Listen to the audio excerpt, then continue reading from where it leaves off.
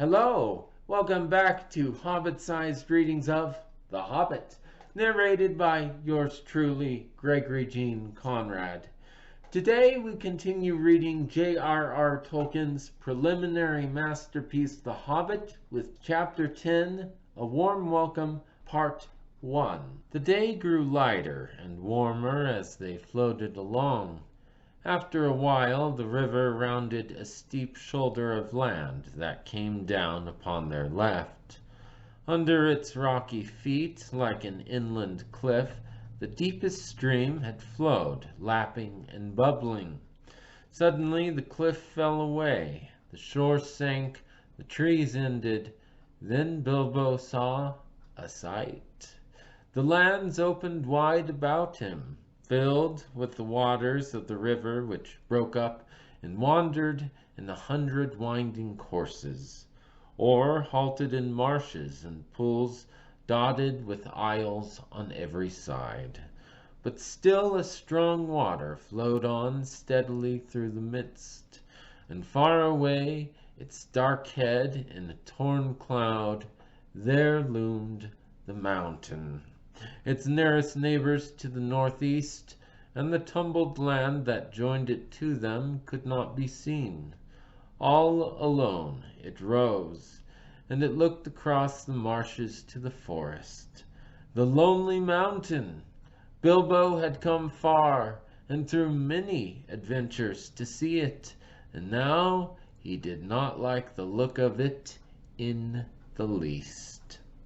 As he listened to the talk of the raftmen and pieced together the scraps of information they let fall, he soon realized that he was very fortunate ever to have seen it at all, even from this distance. Dreary as had been his imprisonment, and unpleasant as was his position, to say nothing of the poor dwarves underneath him, still he had been more lucky than he had guessed. The talk was all of the trade that came and went on the waterways and the growth of the traffic on the river, as the roads out of the east towards Mirkwood vanished or fell into disuse, and of the bickerings of the lakemen and the wood elves about the upkeep of the forest river and the care of the banks. Those lands had changed much since the days when dwarves dwelt in the mountain, days which most people now remembered only as a very shadowy tradition. They had changed even in recent years, and since the last news that Gandalf had had of them. Great floods and rains had swollen the waters that flowed east, and there had been an earthquake or two, which some were inclined to attribute to the dragon, alluding to him chiefly with a curse and an ominous nod in the direction of the mountain. The marshes and bogs had spread wider and wider on either side. Paths had vanished, and many a rider and wanderer too, if they had tried to find the lost ways across. The elf road through which the dwarves had followed on the advice of Bjorn now came to a doubtful and little used end at the eastern edge of the forest. Only the river offered any longer a safe way from the skirts of Mirkwood in the north to the mountain-shadowed plains beyond, and the river was guarded by the Wood Elves' king. So you see, Bilbo had come in the end by the only road that was good.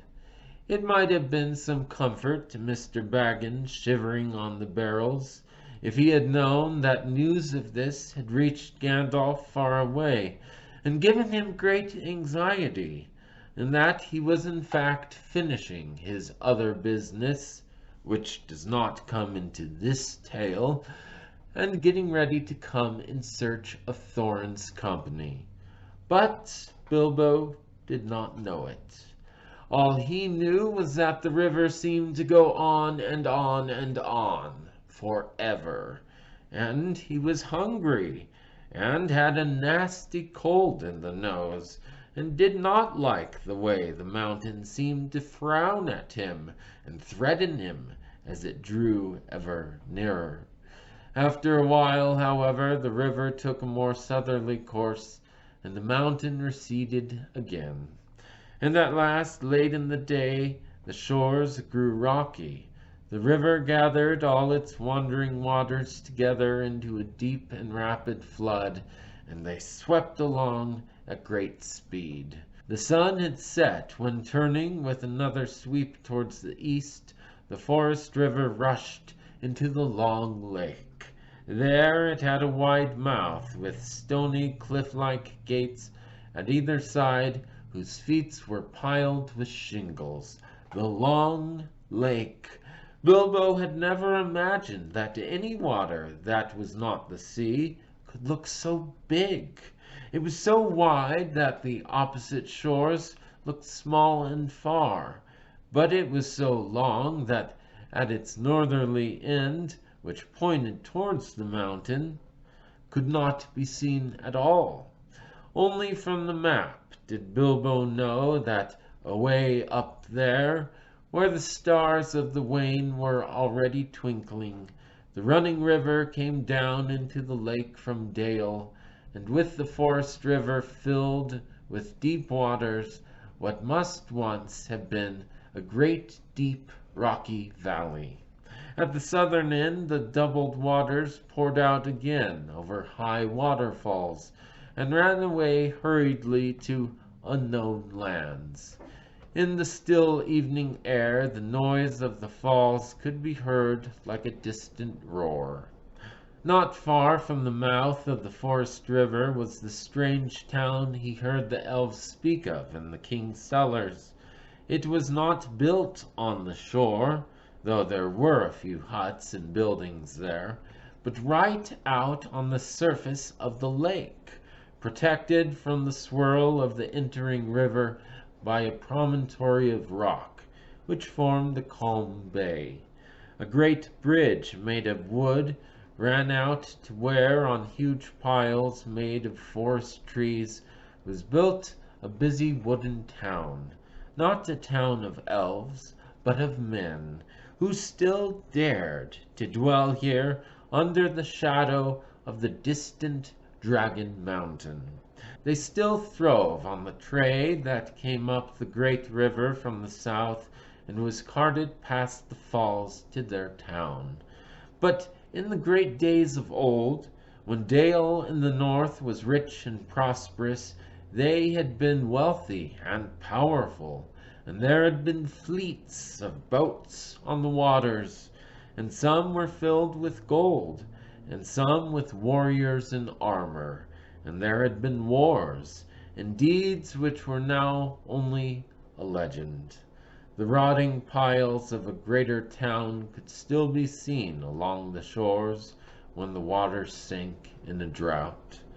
But men remembered little of all that, though some still sang old songs of the dwarf kings of the mountain, Thror and Thrain of the race of Durin, and of the coming of the dragon and the fall of the lords of Dale. Some sang too that Thror and Thrain would come back one day, and gold would flow in rivers through the mountain gates, and all that land would be filled with new song and new laughter. But this pleasant legend did not much affect their daily business. As soon as the raft of barrels came in sight, boats rowed out from the piles of the town, and voices hailed the raft steerers. Then ropes were cast and oars were pulled, and soon the raft was drawn out of the current of the forest river and towed away round the high shoulder of rock into the little bay of Lake Town. There it was moored not far from the shoreward head of the great bridge. Soon men would come up from the south and take some of the casks away, and others they would fill with goods they had brought to be taken back up the stream to the wood elf's home. In the meanwhile, the barrels were left afloat, while the elves of the raft and the boatmen went to feast in Lake Town. They would have been surprised if they could have seen what happened down by the shore after they had gone and the shades of night had fallen. First of all, a barrel was cut loose by Bilbo and pushed to the shore and opened. Groans came from inside, and out crept a most unhappy dwarf. Wet straw was in his draggled beard. He was so sore and stiff, so bruised and buffeted, he could hardly stand or stumble through the shallow water to lie groaning on the shore. He had a famished and a savage look, like a dog that has been chained and forgotten in a kennel for a week.